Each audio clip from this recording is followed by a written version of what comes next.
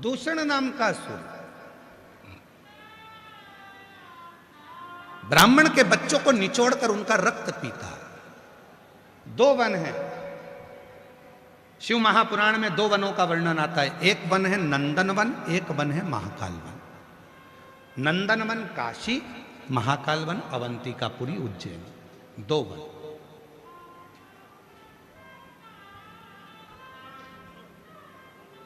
और दोनों वनों की विचित्रता है। काशी भगवान शंकर का घर, अवंतिकापुरी पूरी सृष्टि के राजा, महाकाल राजा, पूरी सृष्टि के राजा महाकाल वन में दूषण नाम के राक्षस ने आक्रमण करा और पूरा पृथ्वी को हिलाना प्रारंभ करा। ब्राह्मण के बच्चे मिलते थे, उनको निचोड़कर रक्त पी जाता था, खून पीता था, और ब्राह्मणों के बच्चों को निचोड़कर खून पीकर फेंक देता। हाहाकार मच गई पूरे पृथ्वी पर, सबने पुकारा दूषण कहाँ है? तो कहा भी तो महाकाल वन में रह रहा है। महाकाल वन में? हाँ। शिव की आराधना करो, साधना करो। जब जीवन में थोड़ा सा कष्ट आता है, तकलीफ आती है, दुख आता है, किसी का एक्सीडेंट हो जाता है, किसी को तकलीफ हो जाती है, तो कहा जाता है कि महामृत्युंजय का पाठ करो, महामृत्युंजय का अनुष्ठान करो, शिव संभाले। कष्ट आया है, शिव की साधना करो। कष्ट आया है, शंकर का भजन करो, शिव साधना करो, फलित हो। ठीक है, सबने शंकर भगवान को पुकारना प्रारंभ करा, आवाज लगाई, स्मरण किया, और ऐसी घोर साधना की सब ओम नाद में डूबने लगे। सब साधना।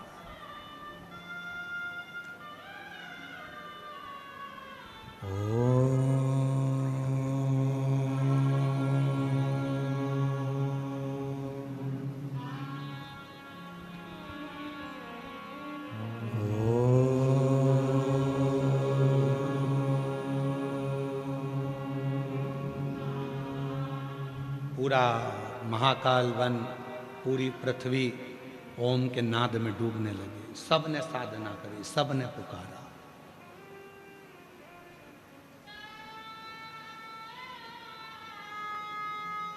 जब दुख आता है, सबको एकजुट हो जाना चाहिए। कोरोना महामारी आई थी तो पूरा भारत, और भारत में निवास करने वाला चाहे ब्राह्मण हो, चाहे क्षत्रिय हो, चाहे वैश्य हो, चाहे शूद्र हो, भारत की भूमि पर निवास करने वाला चाहे किसी भी धर्म का हो और किसी भी वर्ण का हो, जब कोरोना महामारी आई थी तो मेरा पूरा भारत में रहने वाला एक एक व्यक्ति एक दूसरे के प्रति समर्पित हो गया था। समर्पण, एक हो जाओ। और यही राष्ट्र में होना चाहिए। भारत पर अगर तकलीफ आए, भारत में अगर दुख तकलीफ कोई भी अगर आती है, तो हम सबको, हमें यह नहीं सोचना है कि ब्राह्मण है कि क्षत्रिय है कि वैश्य है कि शूद्र है, ये कौन वर्ण का है, कौन धर्म का है, हमें ये भी नहीं सोचना। हमें तो एक होकर उस दुख का सामना करना है, एक उस दुख से निपटना है।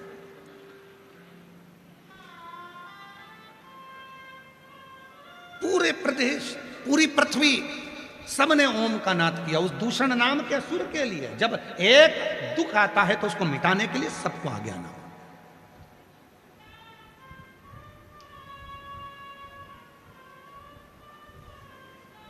उस ओम का शब्द का नाद दुख को दूर करता है। आप भी हमारे साथ में 5 बार ओम का नाद करेंगे, ध्यान केंद्रित करेंगे, नेत्र बंद रहेंगे और एकदम लंबी सांस खींचते हुए प्रेम से आप खुद महसूस करेंगे उस ओम के नाद में कि मेरे पास मेरा बाबा ऐसा लग रहा है, पास में खड़ा हुआ है। सब उच्चारण करेंगे साथ में।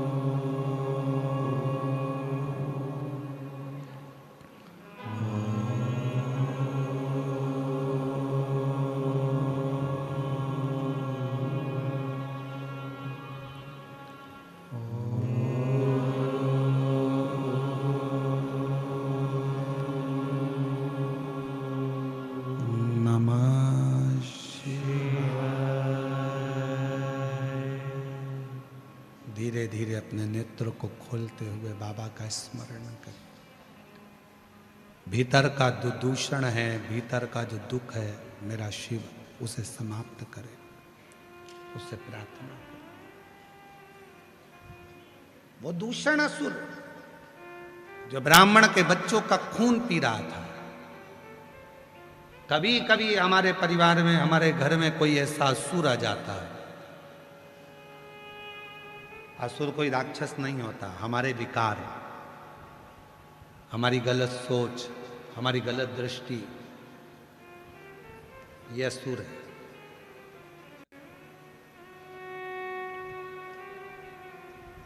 बेटी को खूब पढ़ाना है, बेटी को खूब पढ़ाना है, बेटी को खूब पढ़ाना है, और बहू कह दे कि मम्मा मुझे भी पढ़ना है, तो नानी याद आ जाती है। क्यों नहीं पढ़ाना? वो भी तो किसी की बेटी है ना। भारत सरकार एक काम करती है, बेटी पढ़ाओ बेटी बचाओ। सियोर वाला बाबा एक काम करता है, बहू पढ़ाओ और देश बचाओ। बहू को भी पढ़ाओ, उसकी भी एक मन की सोच है, उसको भी मन में आता है कि मैं भी पढ़ूं, मेरी ननद पढ़ती है, वो भी नौकरी करती है, तो मैं भी पढ़ूं, मैं भी उन्नति करूं, मैं भी तरक्की करूं। उसके भीतर की अच्छी सोच प्रकट करो।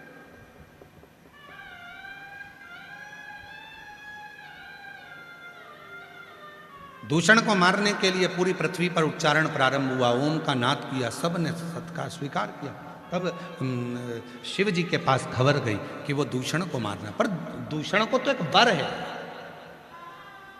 जहां वो मरेगा और उसका रक्त गिरा और वहां उसका दूसरा दूषण उत्पन्न होता है।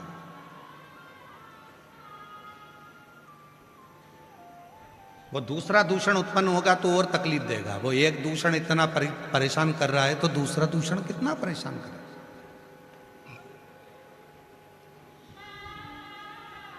तो निवेदन है, इसको मारो, पर मारूं कैसे? एक दूषण असुर इतना कष्ट दे रहा है तो दूसरा दूषण असुर कितना कष्ट देगा। जितनी रक्त गिरेगी उतना दूषण असुर उत्पन्न होता चले जाएगा, उतना परेशान करेगा। तब भगवान शंकर ने देवताओं से कहा कि तुम मेरी बहन क्षिप्रिया के पास जाओ, उसके जैसा दुनिया में कोई नहीं है। वो अपना स्त्री का स्वरूप छोड़ देगी, जल के रूप में हो जाएगी, और जल बनकर जहाँ दूषण का रक्त गिरेगा वो जल बनकर उस जल से दूषण के रक्त को पानी में बदल देगी, और फिर दूषण उत्पन्न नहीं होगा, फिर दूषण उत्पन्न नहीं होगा। देवताओं ने जाकर क्षिप्रिया से निवेदन करा, हे क्षिप्रिया, आप गणेश जी की बुआ हो, कार्तिकेय की बुआ हो,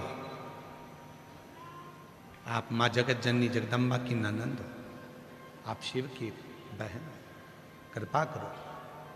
क्या कृपा?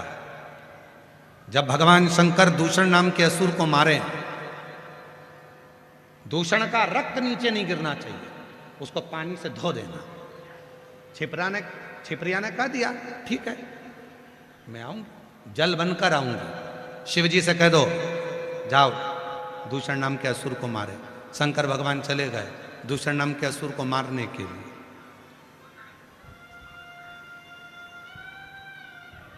क्षिप्रिया आई नहीं, पहुंची नहीं।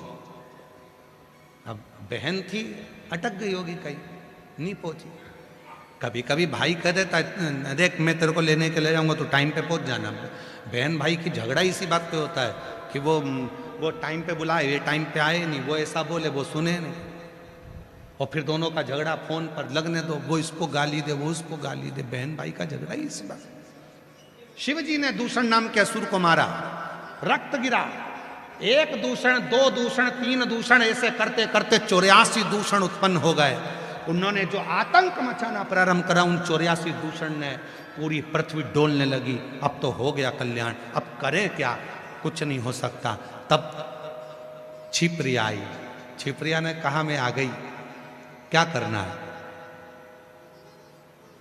देवताओं ने कहा, बहुत देरी कर दी आपने आने में, 84 दूषण उत्पन्न हो गए हैं और शंकर भगवान अपना रूप नहीं रख सकते। शिव जी कभी रूप नहीं रखते, शंकर का भगवान कभी रूप बदल कर नहीं आते। अब होगा क्या, ये दूषण मरेगा कैसे? क्षिप्रिया ने कहा चिंता मत करो, मैं इतनी बलवान हूं कि मेरे भाई के 84 टुकड़े कर सकती हूं। और क्षिप्रिया ने अपने जल का वेग बढ़ाया और जल का वेग बनाकर शंकर के प्रतिबिंब के 84 टुकड़े कर दिए और शंकर भगवान 84 रूप धरकर 84 दूषण का संहार कर दिया। आज उज्जैनी में 84 महादेव विराजमान है, ये उसी का प्रतिबिंब है। आज अवंतिकापुरी उज्जैनी में जो 84 महादेव विराजमान है, ये उसी का प्रतिबिंब है। और वो छिपरिया आज भी छिपरा के रूप में अवंतिकापुरी में निवास कर रही है। आज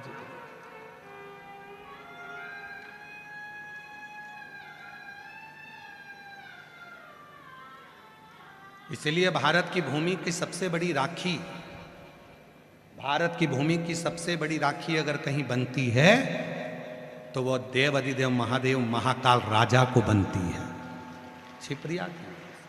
भारत की भूमि की सबसे बड़ी राखी रक्षाबंधन पर अगर कहीं बनती है तो महाकाल राजा को बनती है, मेरे महाकालेश्वर बाबा को बनती है। एक बहन और भाई का जो संबंध होता है वो शिव पुराण निभाने का करती है। वो संबंध कोई साधारण नहीं है। ये शंकर भगवान को समझने के लिए पूरी जिंदगी निकल जाएगी लोगों को, पूरा जी वो समझ नहीं पाते।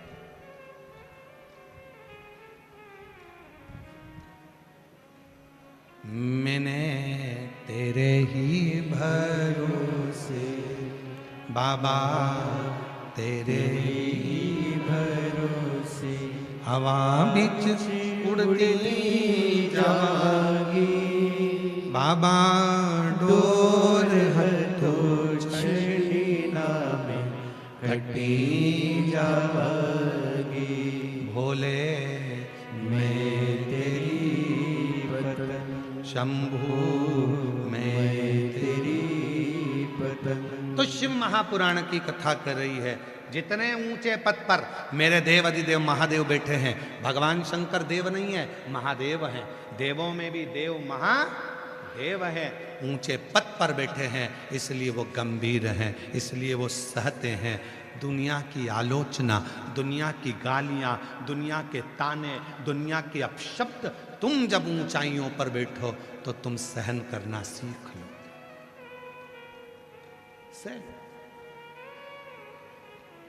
पर ऊंचे पद पर बैठने वाला ही सह सकता है। कौन सह सकता है? ऊंचे पद वाला। हो सकता है हमारी बात का अब किसी को बुरा लग जाए, जितने लोग टीवी पर कथा सुन रहे हो, जितने सोशल मीडिया पे सुन रहे हो सकता है उनको बुरा लग जाए।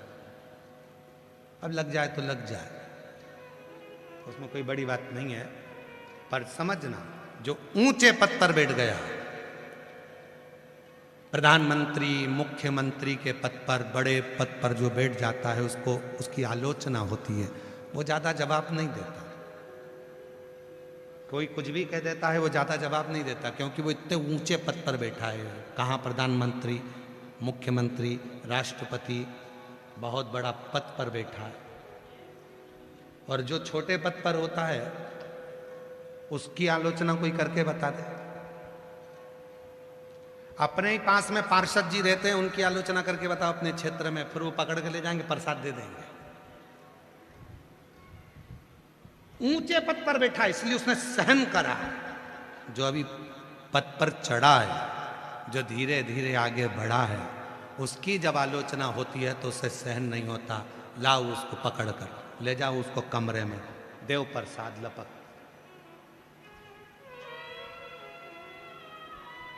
गंभीरता नहीं है, गंभीर।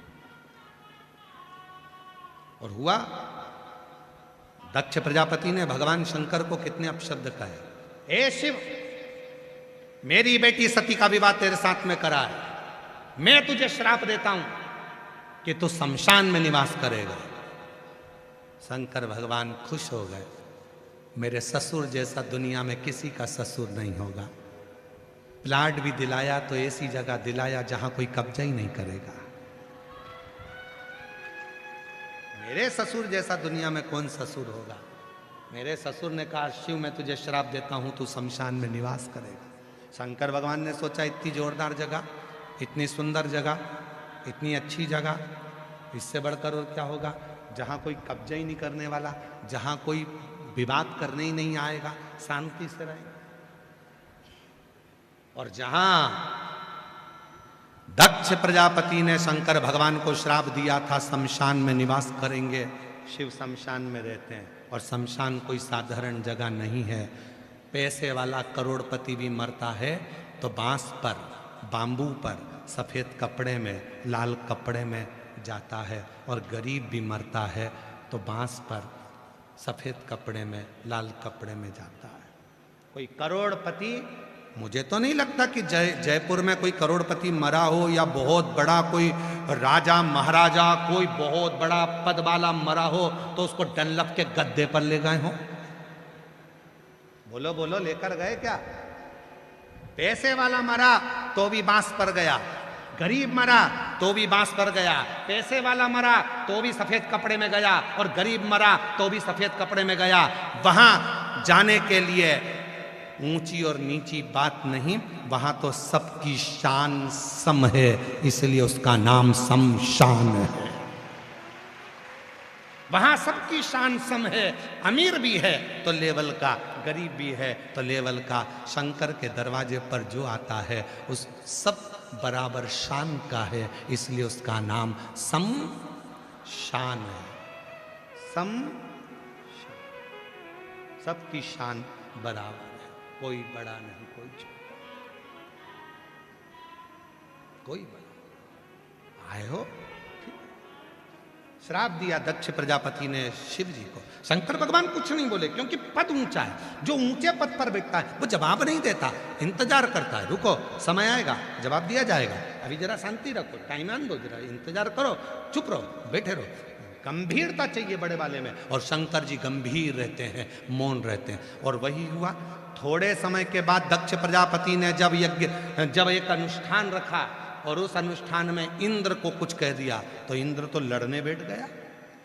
क्यों? क्योंकि बड़े में गंभीरता होती है, छोटे में नहीं।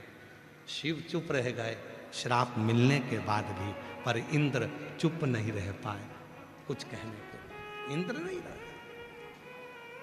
जवाब का इंतजार करो, समय का इंतजार करो, समय आएगा तो जवाब दिया जाएगा। कई लोग कहते हैं क्यों तू मंदिर जाती है, तू भगवान को जल चढ़ाती है, तू पूजन करती है, तू भगवान का स्मरण करती है,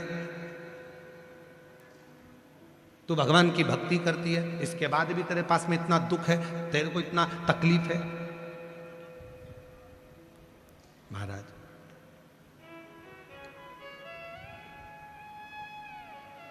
आएगा समय, इंतजार। एक पत्र है, अच्छा है।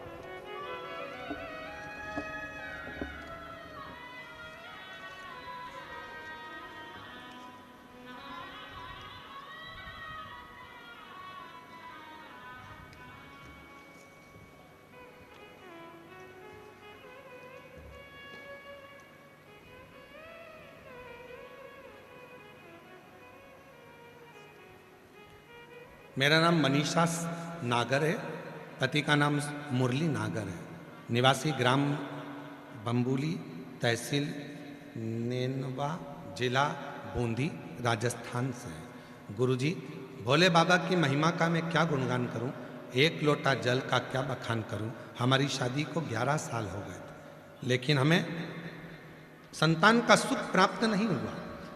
हमने 11 साल तक बहुत इलाज करवाया, लगभग 10 लाख रुपए तक हमने खर्च कर दिए, पर कोई फायदा नहीं हुआ। हम पूर्ण तरह से हार चुके थे गुरुदेव, हर तरह से। तब आपकी कथा एक बार मैंने मोबाइल पर देखी और सुनना प्रारंभ करा। गुरुजी, हम सीहोर चले गए, वहाँ से आ गए। हमारे गांव के लोग हमसे कहने लगे तुम जाते हो, बाबा कुछ देता तो है ही नहीं। फिर भी हमने आस नहीं छोड़ी। हम हर 2 महीने में सीहोर जाने लगे। कुबरेश्वर बाबा का कंकर शंकर पूजन करते और बाबा का कंकर लेकर आते, बाबा का रुद्राक्ष लाए, बाबा का व्रत करा, पशुपति आंकड़े की जड़ का प्रयोग करा। एक बार करा नहीं हुआ, 2 बार करा नहीं हुआ, 3 बार करा नहीं हुआ, फिर करा। सारे लोग कहने लगे तुझे होगा ही नहीं, जब डॉक्टर मना कर दिए तो तुझे बच्चा कैसे होगा। पर आप कहते हो कि भगवान का पीछा मत छोड़ना, बोलते रहना, एक न एक दिन बाबा सुनेगा। और बाबा की कृपा से 8 अप्रैल 2025 को मेरे यहाँ 11 साल के बाद पुत्र रत्न की प्राप्ति। एक पत्र और बड़ा सुंदर है, देखिए।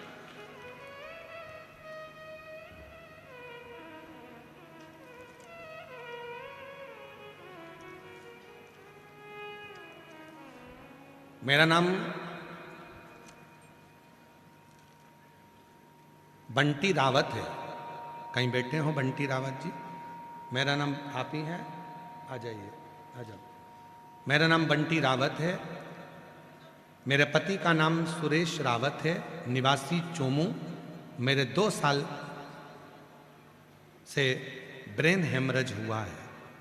डॉक्टर ने मुझे यह कहा था कि 10 लाख में से 1 हो जो बिना ऑपरेशन के तुम चल रही हो। तुम्हारा ब्रेन हेमरेज इतना ज़्यादा है कि तुम जीवित हो, यही बहुत बड़ी बात है। गुरुदेव, डॉक्टर ने तो ऑपरेशन का कहा था, पर हमने डॉक्टर साहब से केवल 3 दिन मांगे थे, और 3 दिन मांगकर हम छुट्टी लेकर आए और हम लोग सीहोर पहुंच गए। वहाँ कंकर शंकर की पूजन कर कर रुद्राक्ष लिया, जल लेकर आ गए। रुद्राक्ष लाए, पानी में गलाती, शिव जी को चढ़ाकर जल पीना प्रारंभ करा। वापिस डॉक्टर के पास चले गए। डॉक्टर साहब, अब आप ऑपरेशन की तैयारी कर सकते हो।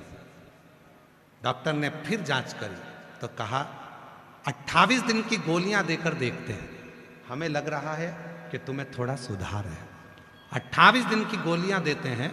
28 दिन की गोलियां डॉक्टर ने दे दी, और 28 दिन बाद मैं जो रुद्राक्ष का जल पीती रही, शिव मंदिर जाती रही। विद्याधर नगर के स्टेडियम में मैंने कथा सुनी, वहाँ की मिट्टी भी पूरे सिर पर लगा ली, और फिर पहुंची। 28 दिन पूरे कर कर डॉक्टर ने देखते से ही कह दिया तुम्हारा ब्रेन हेमरेज पूर्ण तरह से ठीक हो गया है, अब तुम्हें ऑपरेशन की जरूरत नहीं है। मैं अपने ब्रेन हेमरेज की पूरी जांच भी लगा रही हूँ। ये पूरी जांचें जो डॉक्टर ने करी वो भी नहीं। एक शिव पर भरोसा क्या होता है, एक शंकर पर भरोसा क्या होता है, एक शिव का स्मरण, शिव पर करा हुआ भरोसा क्या होता है। वो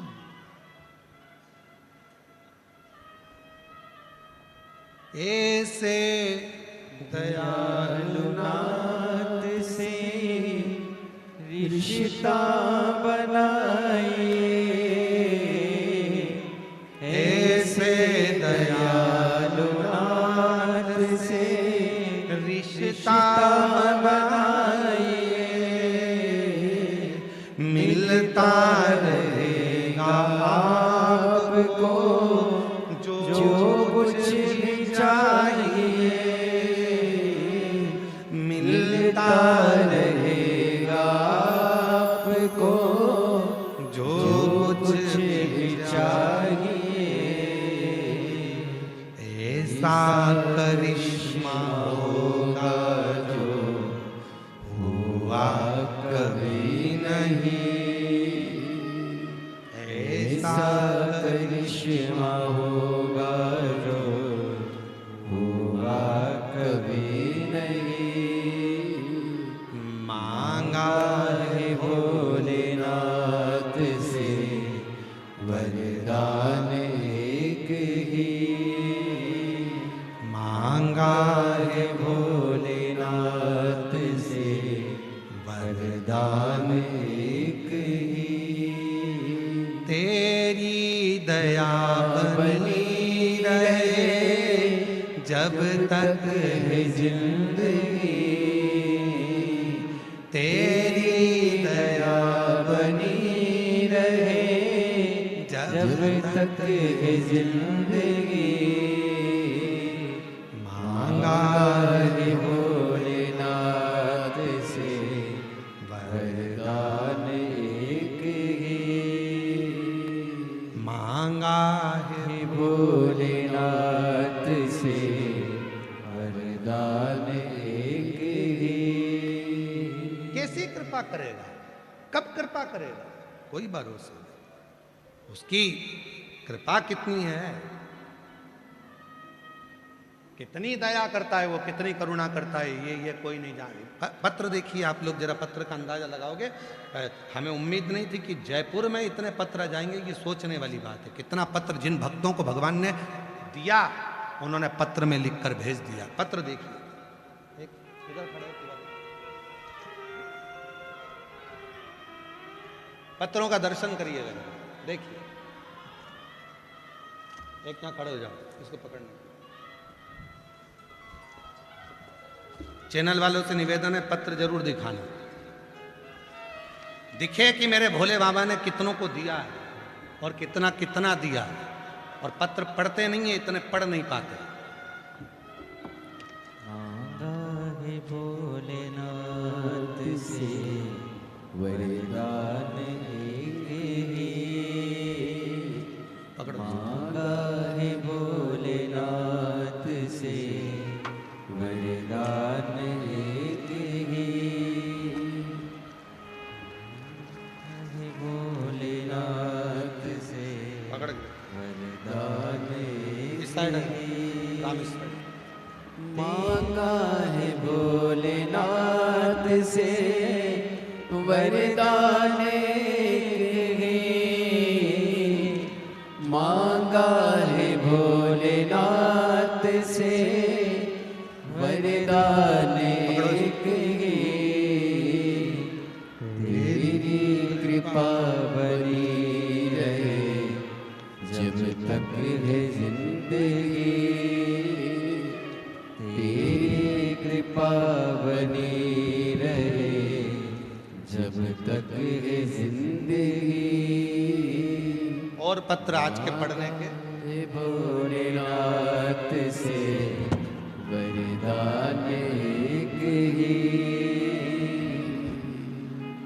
ये वो पत्र हैं जिनको मेरे भोले बाबा ने कथा सुनते सुनते दिया है।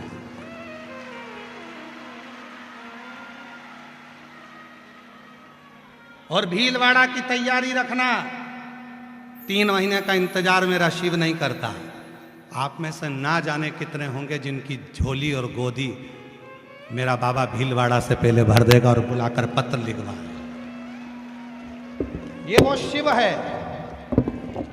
ले जाओ,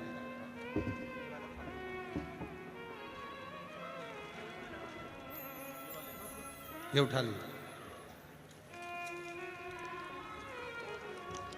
ले जाओ।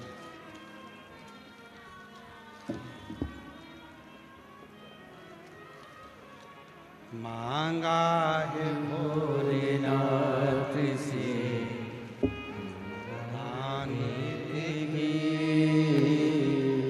मांगा है भोलेनाथ से वरदान एक ही। तेरी दया बनी रहे जब तक है जिंदगी। तेरी कृपा बनी रहे जब तक है जिंदगी।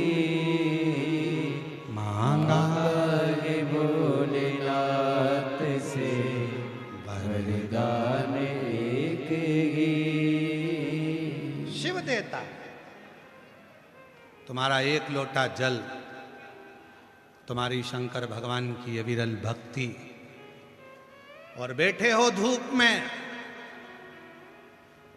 जहां जगह मिल गई वहां बैठकर कथा का रसतत्व ग्रहण कर रहे हो। जहां मिल गई जगह वहां बैठ गए, कथा सुन रहे हो।